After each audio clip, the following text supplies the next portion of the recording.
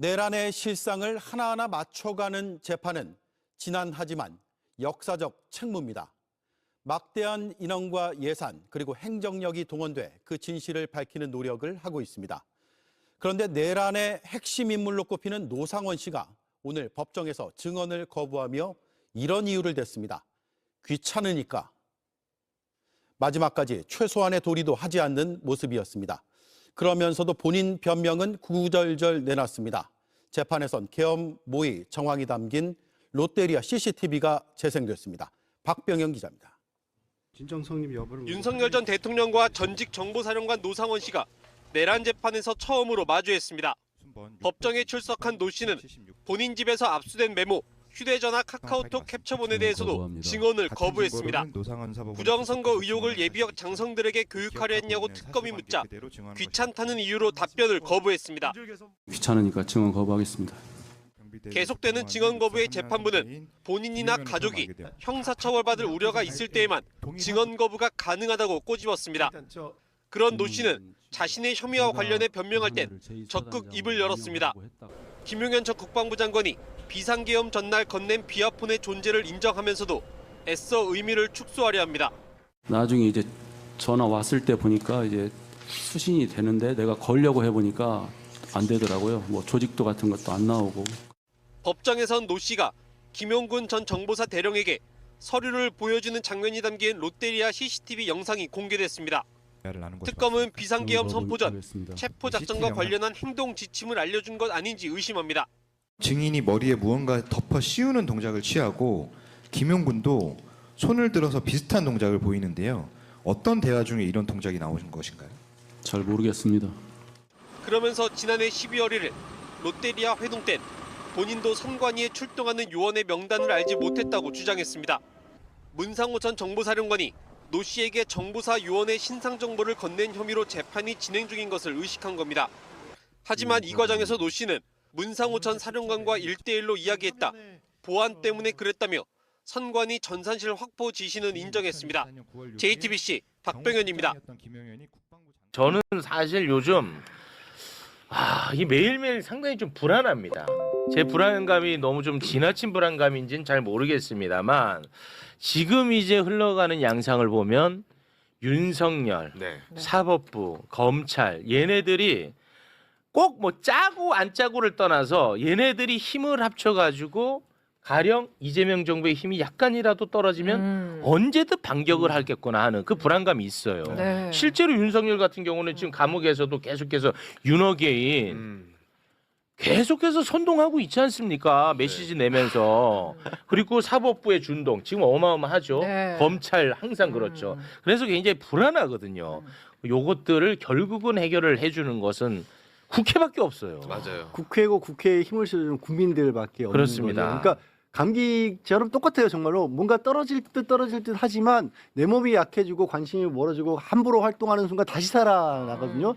감기로 좀 약한 것 같고 거의 암 수준의 것들인데 얘기하신 것처럼 꼭 이게 작당을 해서가 아니라 정말 이심전심으로 그들끼리의 세상을 지키려고 노력하는 모습들이 여신이 보이니까 네. 우리가 거기 꺾이면 안 되잖아요. 그렇습니다. 특히나 이제 사법부 문제가 굉장히 심각한데 내란 전담 재판부 이야기에 앞서서 추경호 얘기만 짧게 좀 하겠습니다. 네. 이정재 판사가 추경호 영장 기각하지 않았습니까? 네. 그래서 이제 내란 특검이 추경호를 내란 중요 임무 종사 혐의로 불구속 기소를 했습니다. 그런데 지금 당시 이정재 판사가 특검에게 던졌던 질문들이 네. 계속해서 추가로 언론 보도를 통해서 지금 나오고 있는데 네. 사람을 진짜 열받게 합니다. 자, 우리가 이제 전에도 잠깐 다뤘던 질문 일단 다시 한번 볼까요?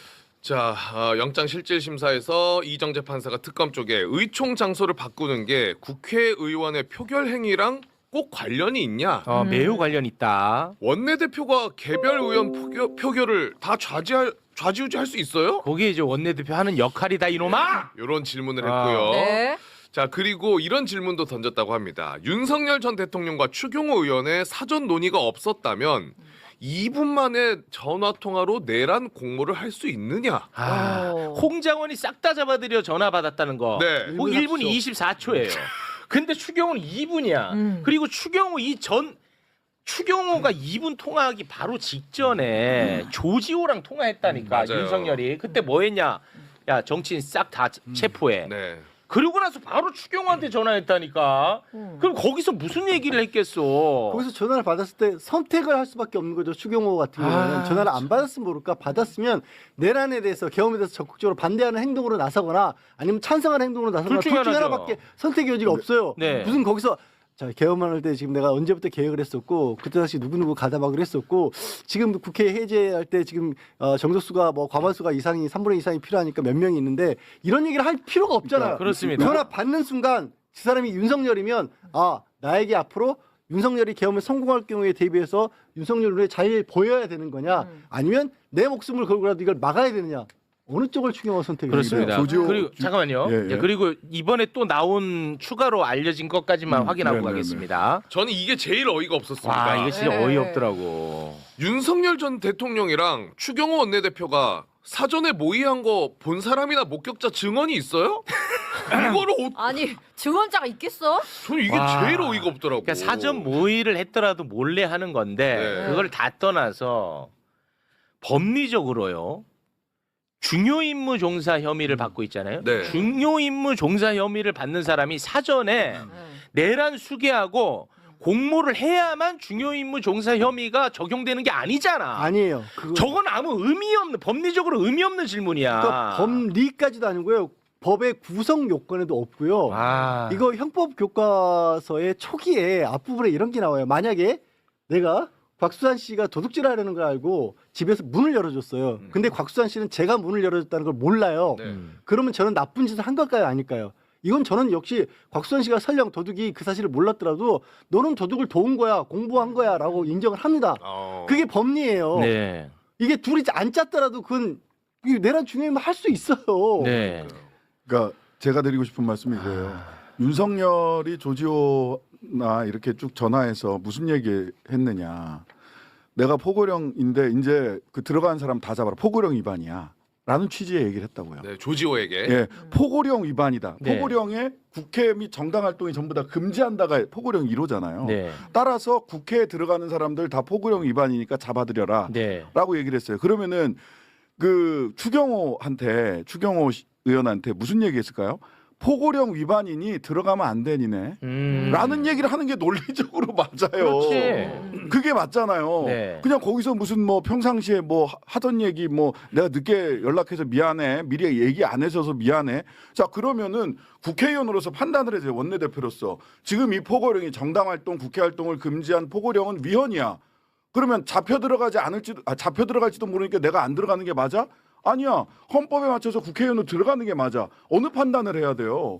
그러니까 이게 너무나도 당연하게 얘기의 수순이 그렇게 갈 수밖에 없는데 야, 공모한 적 있어 없어? 본 사람 있어 없어? 이게 질문입니까? 진짜 나쁜 사람이야. 이정재 판사. 이정재. 오히려 그 정보를 줬을 수가 있죠. 이제 그럼요. 윤석열은 네. 추경호의 동의를 뭐 얻고 말고를 떠나서 전개될 상황에 대해서 군이 투입될 것이고 군이 그 의결 정족수 100 과반이 안 되게끔 끌어내거나 있는 사람은 체포를 할 건데 너희들은 별도로 있어.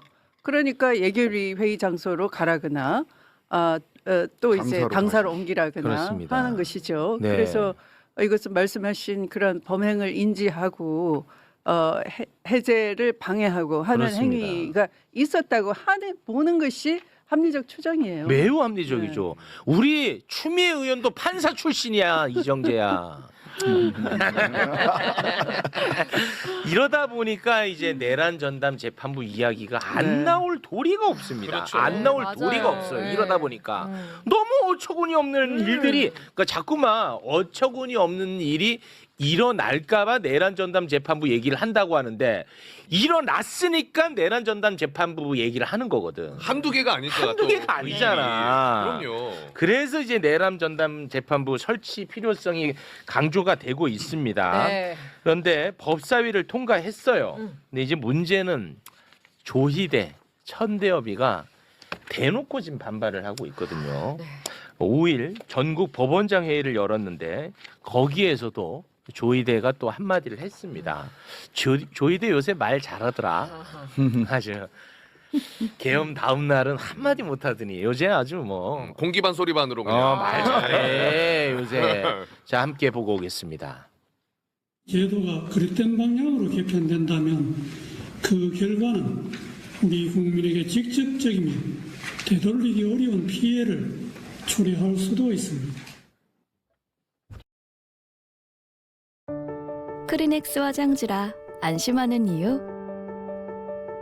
더 푸른 세상을 위한 네. 그리고 법원장들이 관련해서 또 입장을 냈거든요. 네. 입장 한번 좀 볼까요?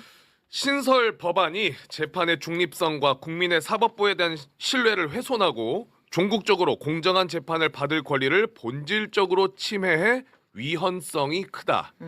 내란 관련 사건의 선고가 예정된 상황이므로 국민들은 사법부를 믿고 최종적인 재판 결과를 지켜봐 주시길 부탁한다. 사법부가 종교냐 뭘 자꾸 믿으래. 그리고 이 최종적인 재판 결과를 지켜봐 주시기 부탁한다라고 돼 있잖아요. 네. 내가 맨날 얘기했던 게 바로 이거거든요. 직위원회가 예를 들어 윤석열이 사형 선고하면 문제가 다 사라지냐? 아니죠. 아니잖아. 네. 있는 그대로 다 남아 있습니다. 윤석열 풀어준 거, 윤석열 재판부를 직위원에게 지정해서 맡긴 거, 그리고 재판 지연시킨 거, 직위원회가 재판을 장난스럽게 한 거, 직위원회가 룸살롱 접대 받은 의혹. 다 그대로 남아 있는 거예요. 근데 저런 식으로 자꾸만 물타기를 한다니까. 그러니까 저 아까 지금 뭐 조희대 대법원장도 그렇고 그다음에 법원장들도 이게 위헌적이라고 그렇게 얘기를 하고 있지만 이번에 법원장 회의에서 비로소 지난 내란이 위헌이라고 그렇게 공식적으로 공개적으로 입장을 냈어요. 계엄 직후에는 할 말도 제대로 못했었고 오히려 계엄 터지자마자 법원이 거기에 대비해서 준비한 회의한 거 아니냐는 의혹까지도 있는 게 대한민국 법원의 판사들인데 법원장들 국회에 나와가지고도 그 누구도 지난 계엄이 내란이라고 말을 안 했던 사람들입니다. 그렇습니다. 그런 사람들이 이제 와서 자기네들 일을 못 믿겠다고 하니까 위헌이라고 지금 얘기를 하고 있는 거고요. 이런 것도 말 잘해. 그 믿고 안 믿고 얘기를 하는데 뭐 국민들 최근에 그 조사해 보면요. 세상에 국정원보다도 낮아요. 법원이 대한민국 법원이. 또 얘네들은 내란은 지금 재판 중이라서 내란이라는 말을 못 쓴대. 근데 이거는 헌법재판소에서 지금 통과됐어? 네. 근데 이거는 위헌이라고 딱 얘기를 그러네. 해버려. 이 정신 나간 놈들입니다, 이놈들 진짜. 정말. 그리고 이 신설 법안이 국민의 사법부에 대한 신뢰를 훼손하고 신설 법안이 신뢰를 훼손한 적이 있어요? 본인들이 훼손을 국민의 신뢰는 당신들이 이미 다 깎아먹었고요. 그러니까요. 네. 사법부의 독립 그다음에 삼권 분립을 해놓은 이유는 뭐냐면 국민들이 권력을 맡겼는데 니들이 마음대로 할까봐 세계없이 견제를 해서 국민들의 신뢰를 훼손하지 말라라고 만들어놓은 건데 이 사람들은 지금 우리는 절대 건드리면 안 돼. 행정부고 입법부가 우리는 견제받는 곳이 아니야. 신성한 곳이야. 이 얘기를 하고 있잖아요 지금 거꾸로. 그래서 지금부터는 현실적인 이야기, 화는 여기까지만 네. 되고 네. 현실적으로 접근하겠습니다. 내란 전담 재판부 설치에 대해서 대통령실도 이번에 입장을 냈거든요. 입장을 그 이어폰을 끼고 들으시면 되겠습니다. 네. 네, 함께 좀 듣고 오겠습니다. 내란 전담 재판부를 추진하는 데 원칙적으로 생각을 같이 한다. 다만 위헌 소지가 최소화될 수 있는 범위 내에서 추진한다는 정도의 공감대는 형성돼 있었다. 네. 이제 내일 본회의 통과를 앞두고 있는데 민주당은 오늘 이제 수정안 제출을 할 것이다. 뭐 이런 이제 보도가 나오고 있더라고요. 네. 그럼 도대체 어떤 부분이 위헌이라고 자꾸 얘기를 하는 거냐? 요 얘기를 이제 지금부터 네. 본격적으로 이야기를 나눠보겠습니다. 내란 전담 재판부 판사의 추천위원회 구성을 놓고 이 말들이 많은 거거든요. 그러니까 판사의 추천이 아니라 판사를 추천하는 사람들의 추천입니다. 네. 자, 구성 잠깐 띄워주시겠습니까? 각급 법원의 판사회의가 추천하고요. 헌법재판소 사무처장이 또 추천합니다. 그리고 법무부 장관이 추천을 합니다. 몇 명씩 추천을 하는 그 세 거예요? 명씩 이제 명씩. 추천을 한다는 세 건데 명씩. 이제 마지막에 보면 이제 법무부 장관 추천 이렇게 돼 있지 않습니까? 네. 법무부 장관은 행정부 소속인데 왜 사법부에 개입을 하냐 이런 거예요. 행정부가 왜? 예, 알아듣겠죠? 네네. 그래서 여기 이제 삼권 분립에 위배된다. 그래서 위헌이다 이런 얘기를 하는 겁니다. 네. 근데 이 논리를 이제 한 방에 깨는 현실적인 게 있어요. 뭐냐면 네. 대법관, 대한민국 대법관, 네. 대법관의 임명 절차를 보면 되는데요. 대법관의 후보를 추천하는 위원회가 있을 거 아니겠습니까? 네. 그 위원회 구성도 마찬가지거든. 자, 이렇게 쫙 보면은 그러니까. 법무부 장관 들어가 있잖아. 대놓고 들어가야 돼. 외부 인원들이 다 들어가 있어. 그러네요. 그러니까 너네 자꾸 억지 부리지 말라 이런 얘기가 나오는 겁니다. 네. 그리고 이제 또 하나의 위헌 소지의 이유를 들고 있는 게 특정 사건에 대해서 특정 재판부를 구성하는 것. 요거는 좀 위헌이지 않느냐 이런 얘기를 하는데 이것도 이제 반박하는 논리가 특검법은 특정 재판부의 관할권을 주어 왔다 그동안에도. 그러니까 특정 사건에 대해서 특정 재판부를 지정해 왔는데 왜 이번에만 지랄이냐 뭐 이런 논리들이 있는 겁니다. 네. 김건희 특검에서 나온 이야기 저는 이거 되게 재밌던데요. 그 우리 세강자라고 해 있고 1차 도이치모터 주가 조작 당시에 주포 이준수 씨 이름까지 다 공개가 된 상황이니까 과거에 검찰에서 도이치모터스 주가 조작 관련된 수사를 받을 때 조사를 받을 때는 김건희 씨가 주가 조작을 몰랐을 것이다 라고 얘기를 해서 당시 무혐의 처분받는데 이게 굉장히 큰 역할을 했다 그래요. 그런데 특검에 와서 조사를 받을 때는 김건희 씨가 알았을 것이다 라고 얘기를 했습니다. 이게 우리가 잘 아시는 것처럼 김건희 모녀는 도이치모터스 주가 조작을 통해서 23억여 원의 뭐랄까요 수입 창출을 당했죠. 우리가 지금까지 알고 있는 것은. 그렇죠. 예. 그런데 이 세강자 이준수 씨가 특검에 와서 이 이야기를 했다는 것은 이거 도이치모터 주가 조작에 뭐 소위 말하는 빼박되는 것 아닌가라는 생각이 드는데 어떻게 보십니까? 그러니까 요 사안은 제가 이준수 씨 이거 취재를 좀 따라가고 있는데 예. 이분이 지금 그 이제 살기 위해서 나름대로 플리바갱을 좀 하고 있어요. 지금. 본인 여죄까지 싹 잡히기 시작했거든요. 예. 예, 과거에 이분이 도이치모터스 이거 하나만 한 게 아니에요. 예, 뭐 코스닥의 여러 상장사. 네네. 뭐 예, 관련해서 전문가다. 예. 네, 한 게 있었으니까. 근데 이분이 이제 이 사건 핵심은 그때 이제 김건희와 이준수가 같이 이제 주포로 데려와서 이준수가 나름대로 뭐 그 자기 무슨 모의 투자대 그 주식 투자대 우승도 하고 2003년경에 예. 3번이나 뭐 책도 쓰고. 예. 예, 그 제가 그 다음에 갖고 올게요. 책. 제가 그 샀거든요. 알라딘에서. 그래요. 밑줄까지 치셔. 세강자의 주식 독학 가해라고. 예. 책 제목이 세강자가 들어가요? 네, 세강자의 주식 독학 가해라고 있어요. 다독가예요. 우리 저 독서광 이정주 기자. 네, 예. 제가 이 사람 심리를 알고 싶어서 거기 보면 나와요. 이름 석자를 남기고 싶고 싶다. 자 이제 남기셨으니까 그 다음 스텝이 나왔습니다.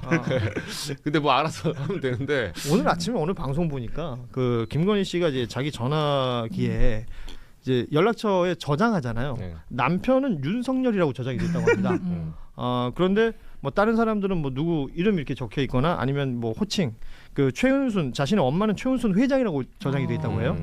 근데 세강자 이 사람은 준수한 사람 이렇게 저장이 돼 있다라는 얘기를 제가 아침에 뭐 방송 보신 분들 알겠지만 그렇게 저장돼 있다는 건 굉장히 인상적이었습니다.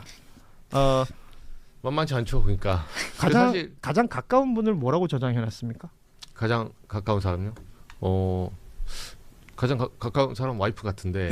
네, 마나님 뭐 이런. 마나님. 네. 우리 정구승 변호사는 저는 애칭으로 저장했습니다. 애칭이 뭐예요? 가장 웃쟁이라고. 가장 웃긴. 우리가 못 알아듣는 얘기는 할 필요가 없고. 네. 우리 최정 국장은 저 그냥 남편. 드라이하네요. 남의 편 뭐 이렇게 하는 거 아니에요? 바로 하고. 예. 좋습니다. 계속 이준수 씨가 그 여기서는 본인은 그러니까 그 당시에 이제 조금 기고만장했던 것 같아요. 그러니까 검찰이 그 실제로 도이치모터스 수사할 때 윤석열의 힘은 정권의 힘이 아니에요. 왜냐하면 2012년, 13년 그리고 수사했을 때 작년 같은 경우는 예를 들면 그 전에 그러니까 2010년, 12년 이때 1차, 2차 도이치모터스 당시에는 MB 정권입니다. 그렇죠. 그때도 윤석열은 박근혜한테 찍혔나 했는데 박근혜 정권 들어가서도 안 잡혀요. 그러니까 세강자 이준수 씨 입장에서는 물음표가 있었겠지. 정권이 세냐 검사가 세냐. 검사가 세다는 걸 확인한 거예요. 네, 왜? 검사의 현직 검사의 부인이니까. 그리고 문재인 정권 때도 피해가거든요. 그러니까 이 사람은 나는 안 잡힌다라는 확신이 생긴 거예요. 그래서 지금까지는 1차 조사 때 피의자로 소환당하고 했는데 결국은 구속 안 된 사람 이 사람 하나예요. 기소가 한 번도 안 됐어요. 그렇죠. 검찰 단계에서 경찰이 아무리 올려도 기소에서는 킬해버려요. 네. 사실상 검찰이 갖고 있는 불기소 권한을 이준수 씨에게는 거의 제가 볼 때 풀로 쓴 거죠. 그러다 보니까 본인도 그걸 인식하고 있었는데 네. 특검이 들어오면서 지난번에 작년만 해도 안 그랬는데 특검이 들어오면서 이제는 플리바게닝 그 개정 조항이 있거든요. 예. 그럼 살려면 불어야 돼요. 그리고 그 이제 주포인 이정필 씨와 관계 있을 때 그 관계를 보면 본인은 그 이 정도에서 현재 도이치모터스는 김건희 유죄가 나왔거든요 이미. 네네. 예, 이 마당에 만약에 이준수 씨가 여기서 부인하면서 같이 가잖아요. 이 같은 형량 맞게 돼요. 이제. 예, 그러니까 이 사람 빠져나올 수밖에 없다. 지금 빠져나오기 위해서. 그러니까 본인이 알고 있는 내용을 이제 진술하고 자신의 혐의를 낮추는. 그렇죠. 지금 그 작전을 쓰고 있는 것이다. 이게 자기한테 우호적인 수사기관만 겪었던 사람이 그 수사기관에 대해 오해하는 경우가 많습니다. 그때 얼마나 우호적이었는지 보면 그 음주운전 적발됐을 때 내가 아는 사람이 반부에서 무혐의를 받아서 기분이 좋아서 술을 마셨어. 이런 얘기를 대놓고 할 정도였다는 거 아니에요. 그 누구 뭐 소장님 어디서 하노? 뭐 그거랑 똑같은 거지. 이런 거예요 지금. 처음에 제가 그 법조경력 시작을 피해자 지원 담당관으로 해갖고 그때는 모든 경찰관이 다 친절한 줄 알았거든요. 딱 반대 변호인 입장 돼 보니까 아 이게 아니구나처럼 이준수 씨도 지금까지는 우호적인 수사기관을 만나다가 처음으로 각잡고 조사하려고 들어오는 수사기관을 만났을 거예요. 바로 생각이 바뀌게 됩니다. 그래서 이 부분은 시간이 좀 있다고 한다면 좀 밝혀질 것이고 저는 관전 포인트가 만약에 동일한 수법으로 계속 범행을 저질러 왔다면 우리가 공소시효가 지났다고 해서 지금은 기소하지 못했던 1차까지도 엮을 가능성이 생기고 그렇게 된다고 하면은 이 피해금이 그러니까 사기 편취금이 더 늘어나갖고 형량 극간이 달라질 수도 있습니다. 예. 그래서 이 부분이 관전 포인트가 아닐까 생각합니다. 그렇군요. 저 진짜 큰일 났어요. 셀렌톡 비밀 할인 재고가 얼마 안 남았어요. 여러분, 니코틴 배출해서 폐 세척한다는 니코틴 디톡스제예요. 다른 주제를 좀 넘어가 보겠습니다. 자, 서정 변호사가 이런 얘기를 했는데 최근에 윤석열에게 누가 면회를 갔느냐. 장동혁 국민의힘 대표가 면회를 가서 10분 동안 혼자서 울기만 했다라고 했는데 서정 변호사가 일단 어떤 얘기를 했는지 잠깐 들어보시겠습니다. 장동혁 대표가 이제 그 윤 대통령과 절연할 일은 없다. 절연하는 순간이 장동혁 체제가 무너지는 거예요. 이번에 면회도 한번 갔다 오면서 10분 동안 거의 절반을 서로에게 울다가 왔답니다. 그 정도로 끈끈한 또 인간적인 관계도 있고.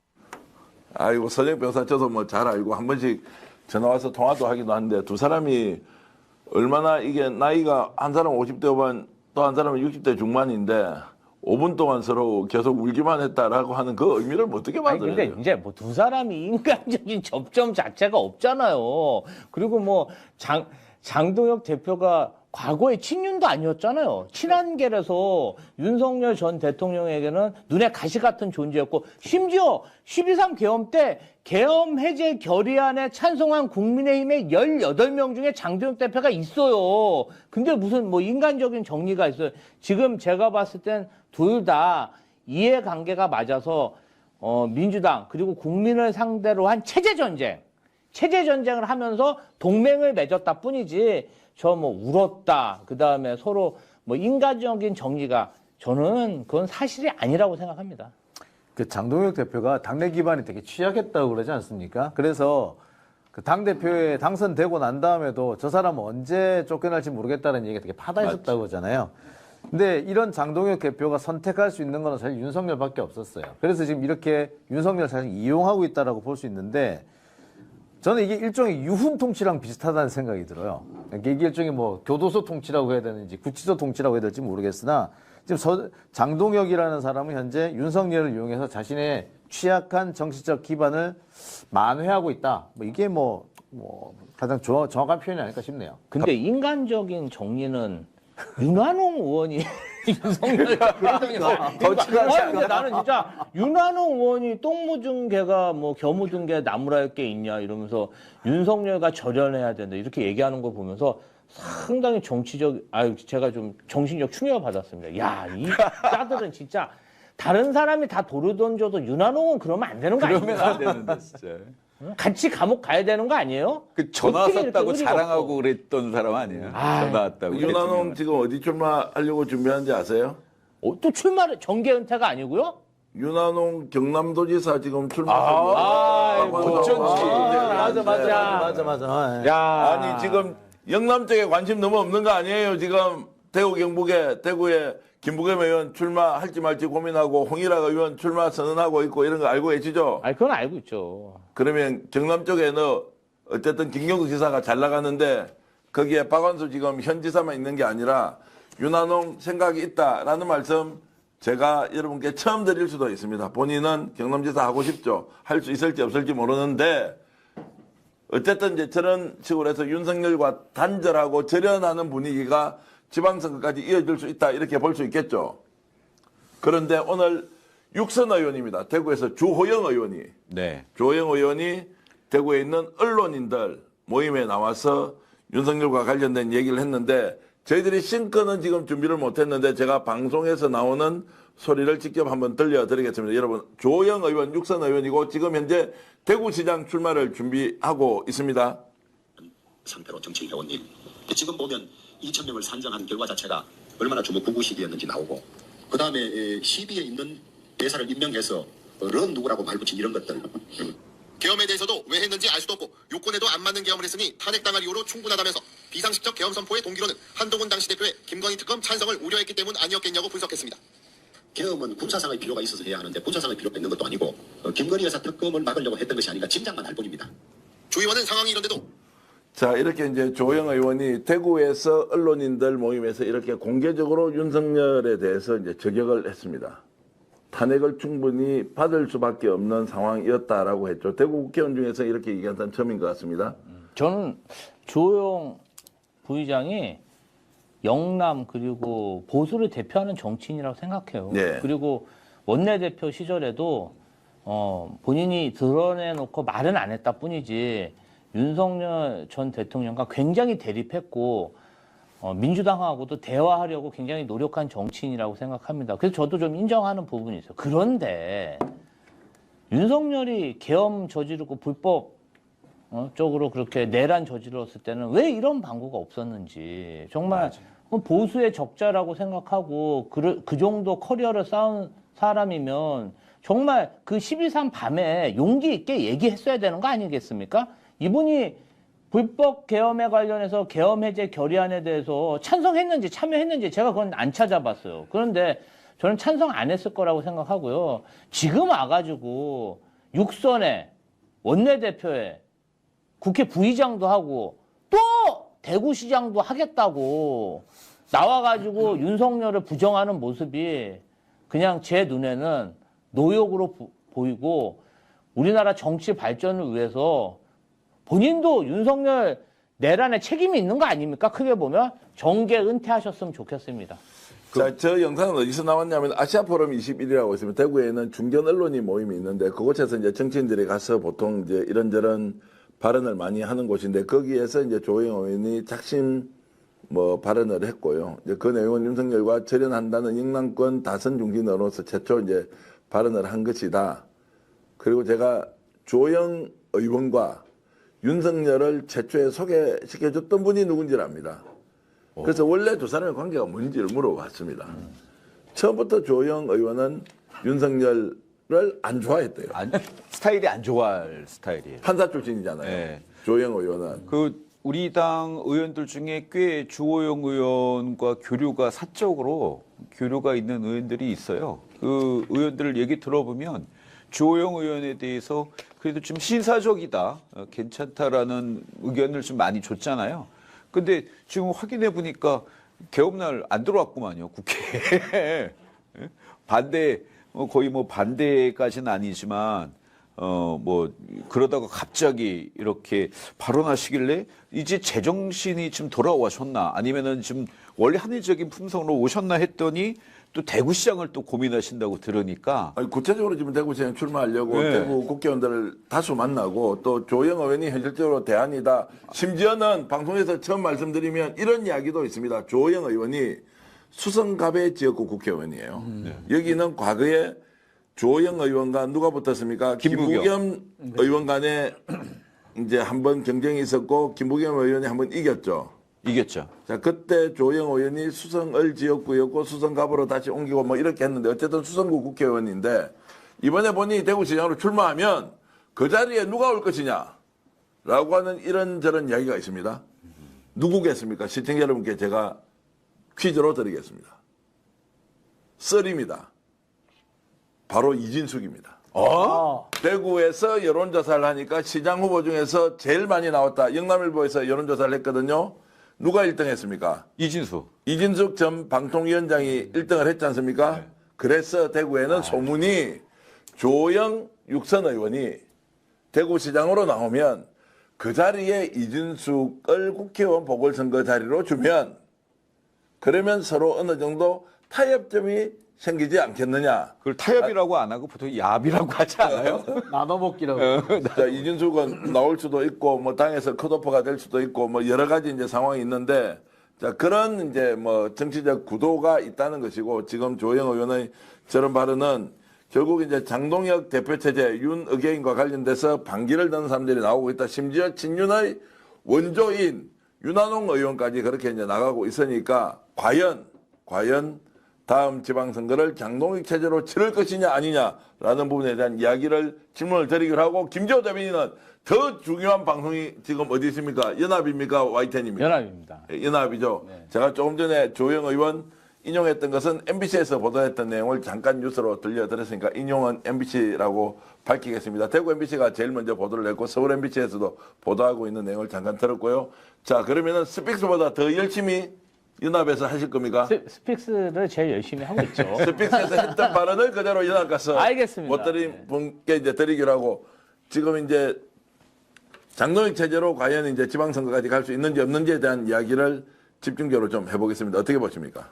지금 주호영 의원이 갑자기 이렇게 윤석열과 관련해서 절연을 하겠다고 나온 게 사실 본심인지는 잘 모르겠어요. 그리고 갑자기 저 얘기 한 이유가 뭐에 어디에 있을까 지금 궁금하기도 한데 제가 볼 때는 장동혁 체제에서 본인이 공천받기 어려우니까 장동혁 체제 한번 흔들어 보겠다는 그런 계산, 거기에서 아마 이렇게 윤석열을 절연해야 된다는 그런 계산까지 나오지 않았나 저는 생각이 듭니다. 그렇다고 보는데 지금 장동혁 체제가 사실 당내 기반이 없는 데서 출발했기 때문에 이렇게 다선 중진들이 자신들의 이익을 찾아서 뿔뿔이 흩어지기 시작하면 붕괴될 가능성이 더 높다고 봐야 되지 않겠습니까?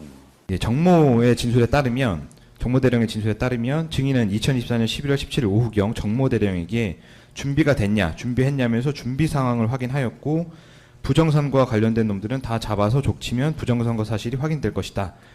라면서 야구방망이, 케이블타이, 복면 이런 물건을 잘 준비해둬라 이렇게 지시한 것으로 확인이 되는데요. 맞습니까?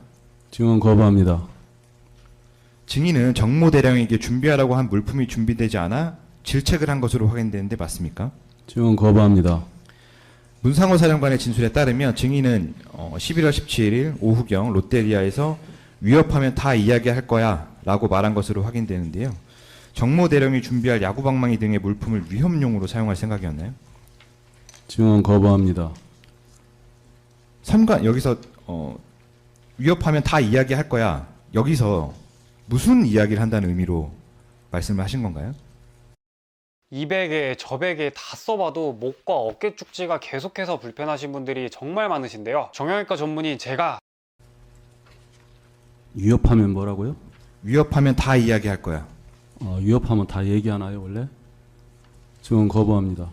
예, 175항 질문드립니다. 정모대령은 노상원이 야구방망이로 위협하면 다 분다라고 했었고 야구방망이를 노상원의 책상 위에 올려두라고도 했었습니다. 이런 취지로 증언을 했습니다. 정모대령의 진술이 맞습니까? 증언 거부합니다. 여기 대수장 교육이라고 말씀하셨는데요. 실제로 대수장 교육하셨어요? 그 아이가 11월 달에 사망해서 못했습니다. 원래 그때 하려고 했는데. 원래는 11월에 실제로 대수장에서 부정선거 의혹 관련 교육을 하려고 하셨다는 말씀이세요? 아니, 네, 이제 혼자 생각을 하고 허락을 받고 또 협조를 하고 해야 되는데 아이가 그때 무슨 좋지 않은 일이 있어서 못했어요. 그걸 가지고 뭐 계속 교육 안 했다고 그러시던데 그 나머지는 귀찮으니까 증언 거부하겠습니다. 네. 증인은 이제 문상호 사령관 군사법원에서 증인으로 출석해서 문상호 사령관, 김모 대령, 정모 대령 모두에게 손에 잡히듯이 수사하듯이 작성해달라 이런 요구를 했다고 증언했는데 맞습니까? 증언 거부합니다. 여기서 손에 잡히듯이 수사하듯이 작성해달라 이런 어떤 취지인가요? 하고 싶은 말은 있는데 증언 거부합니다. 그럼 하고 싶은 말씀을 언제 하실 건가요? 질문을 쭉 보면 참 취지가 있어 보이는데 그 증언 거부하겠습니다. 그 일단 오해 소지가 있어갖고 잠깐만 정리를 좀 하고 가겠습니다. 예. 그러니까 증언 거부하실 수 있는 경우는 본인이나 본인 가족이 형사처벌 받을 만한 내용과 관련해서입니다. 네, 지금 그런 취지로 증언 거부하시는 걸로 맞습니다.